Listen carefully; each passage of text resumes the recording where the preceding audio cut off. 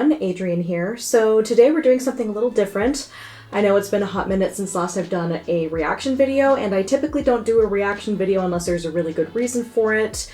And a few weeks ago, when Kenny and I were watching the most recent season of Emily in Paris, I found a very good reason to make a reaction video, let's just put it that way. So you can probably guess from the title that we are going to be reacting to an episode of Emily in Paris, specifically some scenes and references to Absinthe that are in the episode La Belle Époque, which is from season 5. So being as I have a vested interest in spreading good and proper information about Absinthe out there, I felt like it was a really good opportunity to help educate people about Absinthe by reacting to this video and kind of addressing the bits of misinformation that are within the episode. Everything from like the appearance of the absinthe that is featured, as well as some of the myths and misconceptions being pushed and implied, that kind of thing. So I'm like, you know what?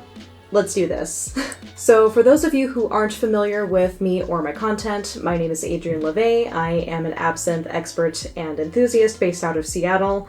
I'm also an opera singer, but I like to make content about absinthe, such as reviewing absinthe here on my channel. I've done close to 100 reviews over the last 10 years, which is super awesome. I still can't believe I've done that many in that amount of time. And I also like to educate people about it. I also like to make the occasional cocktail video about absinthe, you know, because absinthe is a lot more versatile than people think it is. So I feel like I am coming from a fairly good standpoint on reacting and helping to clear up the misinformation that's in this episode of Emily in Paris. And as a preface to this video, I do want to say that this video is coming from a place of love.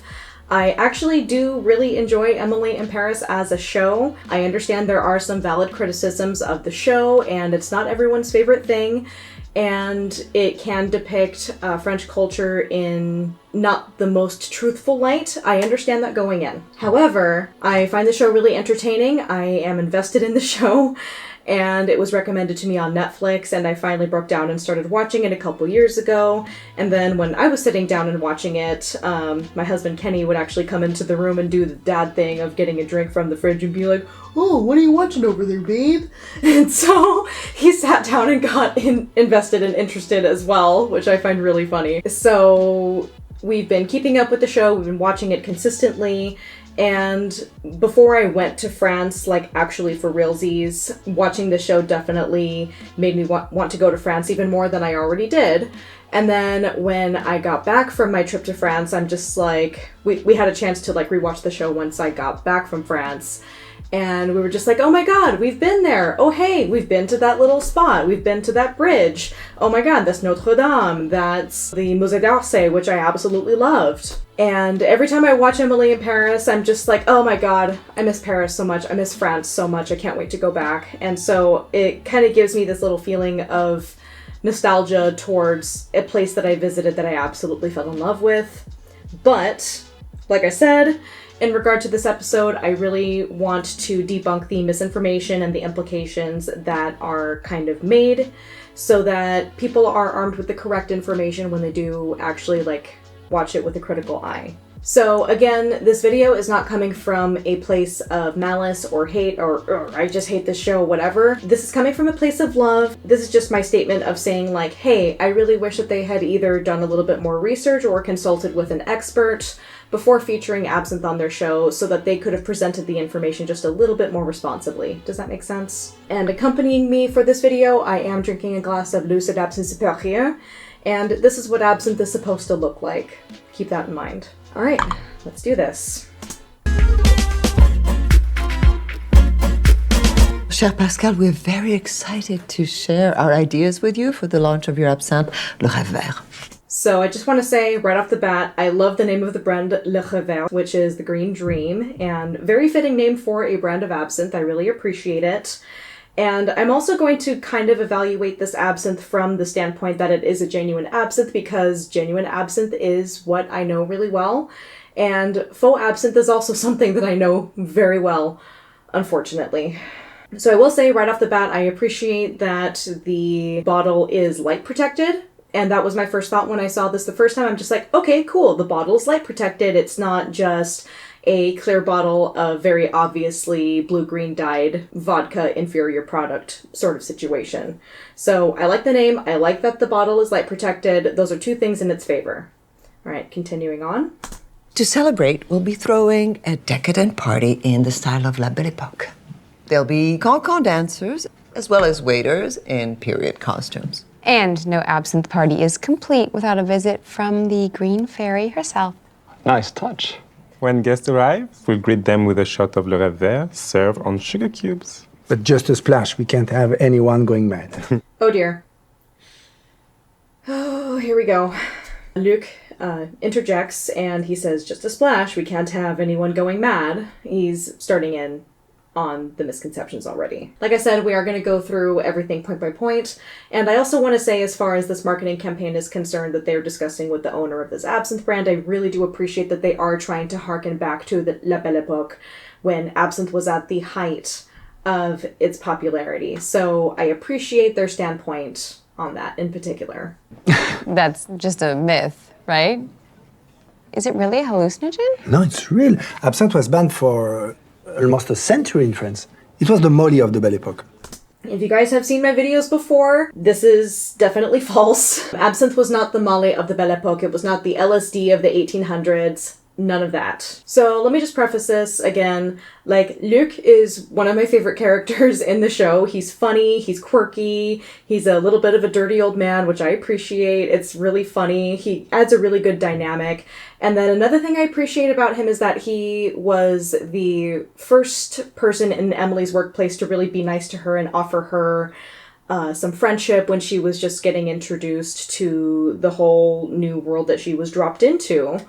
And I also appreciate that he has such a deep appreciation for like 19th century French culture. That's something that he's passionate about. I'm passionate about that as well. But it is unfortunate that he was just like, oh, it was the Molly of the Belle Époque. It wasn't. And I have discussed this in previous videos. Absinthe was not a hallucinogen or psychedelic. It was not toxic. It was not addictive. No more than any other alcohol at the time. If you guys are interested in a deeper history of absinthe, I highly recommend that you check out my series in collaboration with my friend Ted Bro, and it's called Demystifying Absinthe, and we give a very extensive presentation about the history of absinthe, and we even talk about stuff that you may not have really thought about or even heard of in regard to the history of absinthe, and again, that's why we're doing the series. The series is ongoing. So far in the series, we have covered absinthe's origin, we have covered its golden age, we have covered the period in which it was banned, and the next episode we will be talking about how the ban was lifted. And again, it is disappointing that he's saying like, oh yeah, it was banned for 100 years. It was the Molly of the Belle Époque. Not true. It was not the Molly of the Belle Époque. It was not the LSD of the 1800s. But let's continue. What do you know about Molly? Tu sais pas qui je suis. It's a strong drink, but I assure you, Le Rêve Vert is nothing like Molly. It will not make you lose your mind. During the Belle Époque, regulations weren't strict. We weren't there, so who can say? I wish I had been there. So I appreciate that the owner of the brand is trying to dispel the misinformation about absinthe being hallucinogenic and saying like, oh, well, you know, regulations weren't strict. We weren't there, so we can't really say for sure if it was hallucinogenic or not. I appreciate that he was trying to dispel the misinformation, but he definitely left it up for interpretation for people to think, oh yeah, because it wasn't regulated, that's what was making people trip balls. In a way, he's kind of right, but we'll get into that. So his statement where he says, we weren't there so we can't know for sure, I would say that is not correct. Toward the end of the period where absinthe was banned, there actually has been scientific testing to disprove the notion that absinthe back in the Belle Époque was hallucinogenic or psychedelic. It absolutely was neither of those things. And I can also account for some anecdotal evidence and some stories from friends of mine who have had absinthe that was made back in La Belle Époque. The oldest absinthe that I have had so far in my collection of absinthes, because I do have collectors that will send me little samples of absinthe from before the ban, which is really exciting and really awesome. I've made videos about this. And I've lived to tell the tale. Absinthe is not hallucinogenic. And you can definitely check out my videos and be like, oh wow, she's actually not tripping balls when she drinks this. It's almost like absinthe wasn't hallucinogenic back then. Shocking idea. So everyone who has sampled these products from the Belle Epoque and everyone who has scientifically tested all these products from La Belle Epoque, obviously they have found that there's absolutely nothing wrong with them. They're not deleterious, they're not hallucinogenic, they're not psychedelic, they're not going to make you lose your mind. We've all lived to tell the tale. Every one of us that has had vintage absinthe have lived to tell the tale. And I am part of like a fairly small minority of people who do know what absinthe looked like, tasted like, and the effect of it even back then. So I can say for sure that absinthe, genuine absinthe that was made back then, was not hallucinogenic. Now, a little caveat to that statement is that because of the lack of regulation, there were some adulterated, toxic, cheap knockoffs of absinthe that were floating around in the market. They were giving effects like heavy metal poisoning and, heavy alcohol poisoning, neurotoxicity, from it being adulterated with things like copper sulfate and antimony trichloride. Those things are incredibly toxic. I don't care who you are. If you consume those things, you're not going to have a good time. So that was part of the scapegoat for the legends about absinthe being hallucinogenic. But it is being presented in this video, in this episode rather, in a way that implies that it was meant to be hallucinogenic, psychedelic, that sort of thing. It absolutely wasn't. All right, so moving on. La Belle Époque wasn't about restriction, it was about experimentation, about progress in art, in technology, in science, in everything. It was the birth of cinema, it was the birth of La Tour Eiffel. And the epicenter of it all was Maxim's, so I'm very, very glad you were able to book the venue for the event. We did? Oh, yeah, we did, of course. So,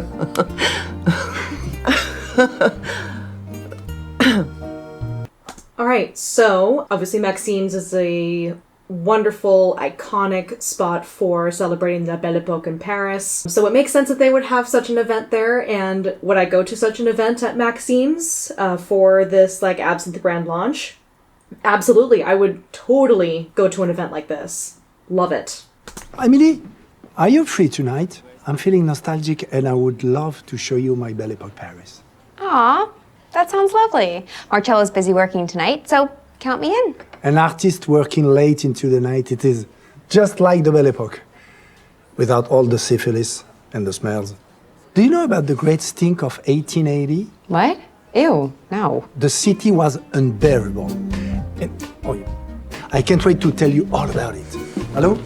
Have fun. So I personally have never heard of the Great Stink of 1880, but I decided just for funsies to pull up kind of a brief summary of what that's all about.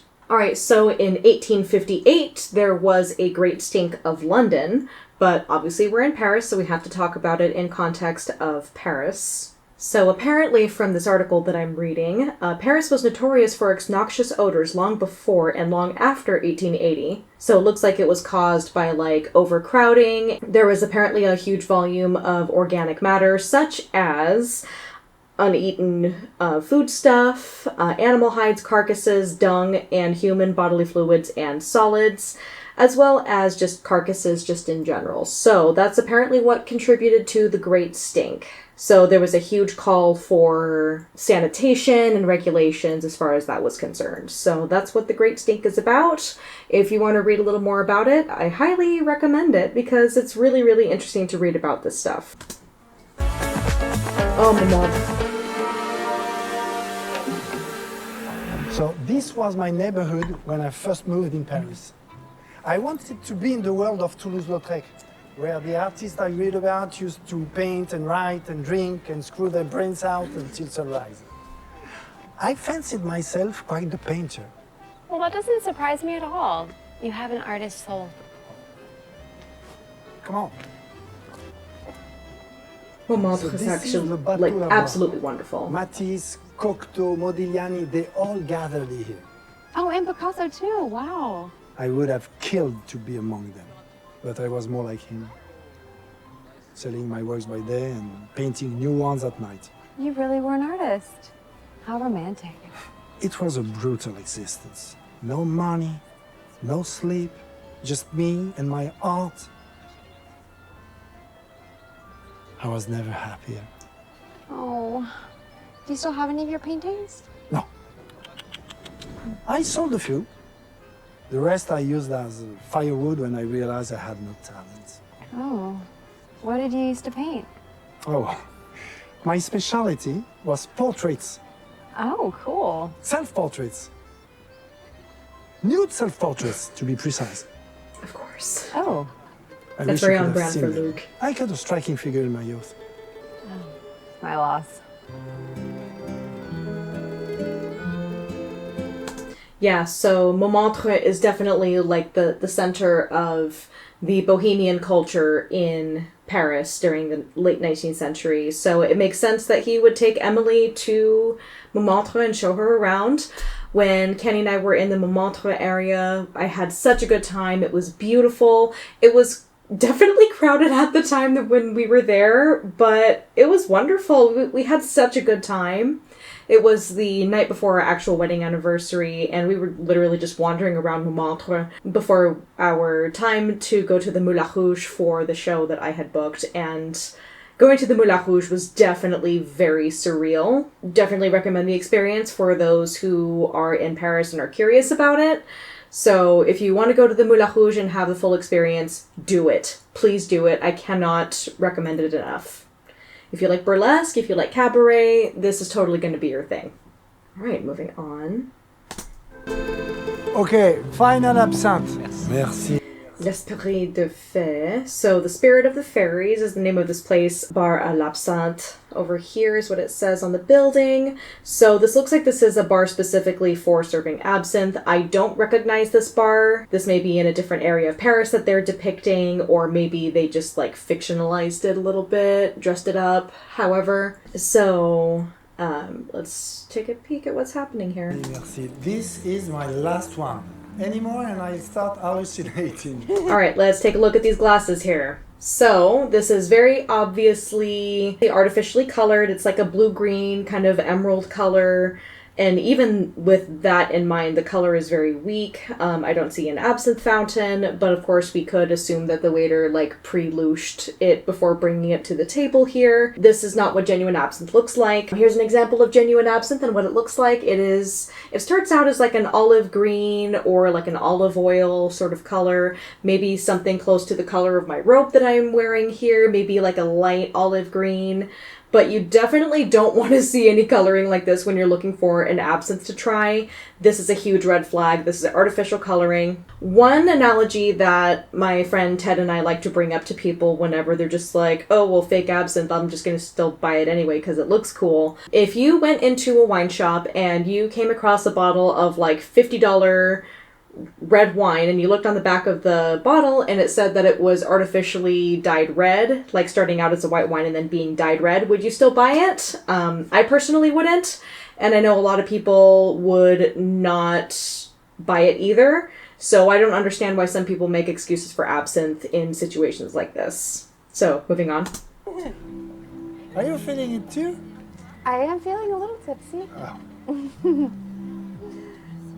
Oh, And of course, they're going to be maybe I cracking am jokes hallucinating. throughout Gabrielle! this Gabrielle! episode about like, oh, I'm Just hallucinating, answer. I'm tripping balls. Obviously, those are jokes, Just in but case still. you were wondering, you were not hallucinating. That call was very real. Yep, they're It just definitely was. making jokes about hallucinating, of course. And later on. Maximes. Alright, right off the bat. So I'm happy that they're showing these absinthe fountains. I have the exact same kind of absinthe fountain at home here.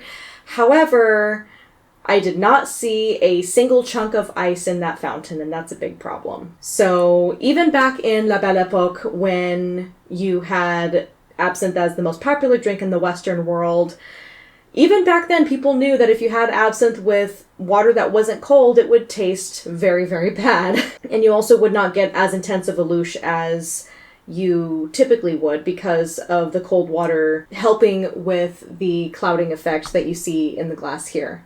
And then obviously you're looking at the glasses here. I wouldn't necessarily put absinthe in glasses like these. They are pretty, don't get me wrong. They are really pretty. But I would not use these type of glasses for preparing absinthe. If I'm doing an absinthe demonstration at someone else's house, I'll take what I can get. But that is a little bit too much absinthe for the glass. And obviously I'm not seeing how much water's being added to it. It's hard to tell.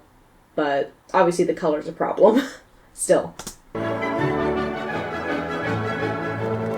Oh yes, the absinthe service.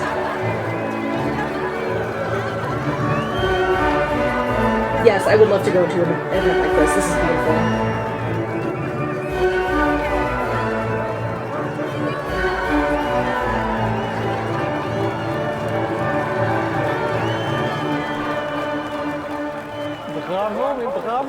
Thank you. So, as far as the ferry service is concerned, I really like the idea that they use like a green ferry to come around and like serve absinthe and champagne and stuff like that during the event. I have done something similar. As a matter of fact, I've done something very similar for the last few years at a show called Bohemia in Seattle. It runs toward the end of every January. For the last 10 years, I've only been working the show for the last like 3 years. I think this is my 3rd year in a row doing it myself. I get to scurry around in a corset and have an absinthe fountain and prepare absinthe for people at their tables. It is so much fun. If you are in the Seattle area, or if you're planning on going to the Seattle area around the end of January or anything like that, and you want to catch a show, go to Bohemia. It's incredible. And you can also have wonderful absinthe like Lucid Absinthe Superieur and Jade 1901 because they sponsor the event. And of course, I'm noticing that the color looks a little bit more sad here. I'm guessing because water has been added to the glass. But even with the water being added to it, it's crystal clear still, which is a bad sign. That means that there's bad distillation, aka not enough herbs and plants used in the distillate, if indeed this product is distilled to begin with. Which I doubt. Yeah, this is not representative of genuine absinthe at all. Oh, so much. It's perfect. It's exactly how I pictured Maxime's during the Belle Epoque. Merci. It's been our pleasure. Now, if you'll excuse me, I have a date with the Green Fairy. She's in love with me.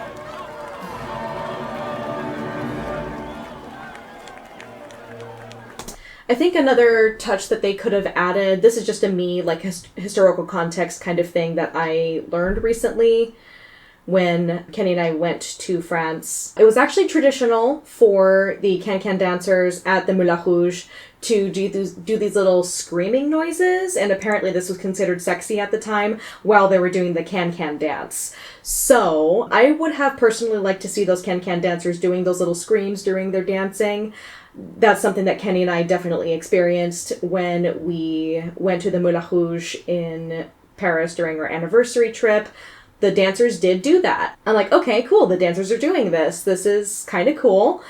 And there is historical precedence for this practice, and I kind of wish that they had incorporated that as part of the can-can dance. But everything else about this presentation, this event, this marketing campaign for this absinthe brand, I really love. I just wish that they had represented absinthe genuinely in this episode and not made implications about absinthe that reinforce the negative stereotypes. Are we sure this doesn't make you hallucinate? There we go again about the hallucination jokes. Is everything okay? I thought you'd have the time of your life here. No, c'est magnifique, but being here amid all this beauty, I wish I hadn't given up on my art. Luke, I think you're romanticizing the past. Do you remember how hard it was? And look at you, okay? You have a great life.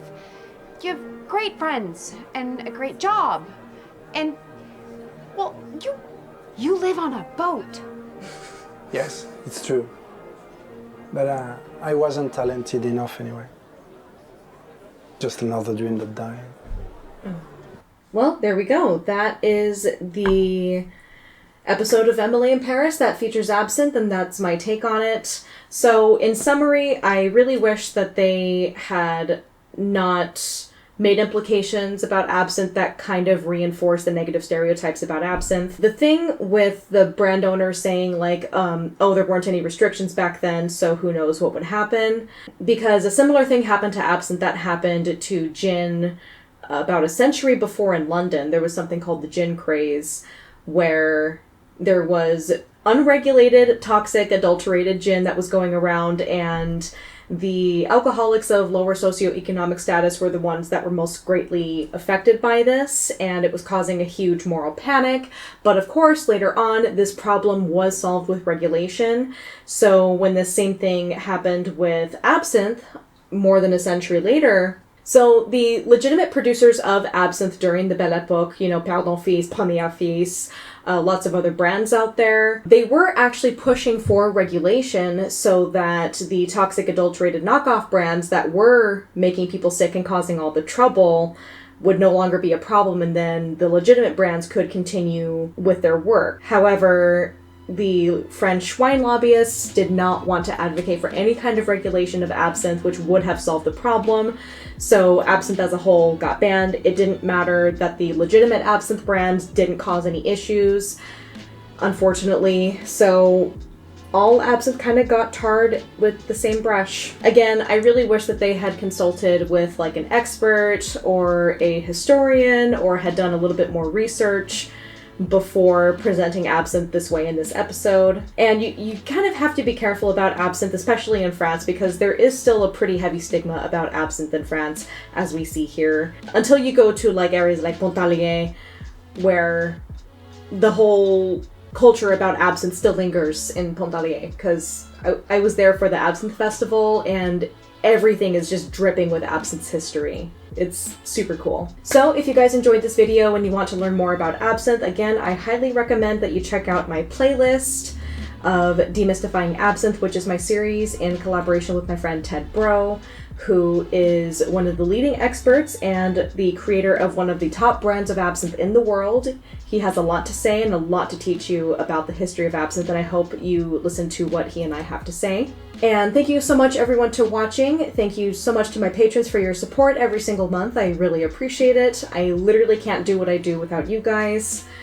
And be sure to hit the bell for notifications so that you can be notified every single time I post a video about absinthe, the goth subculture, gothic literature, a little bit of opera. We do all kinds of things around here. You guys are amazing. I love you, and I will see you guys next time. Bye!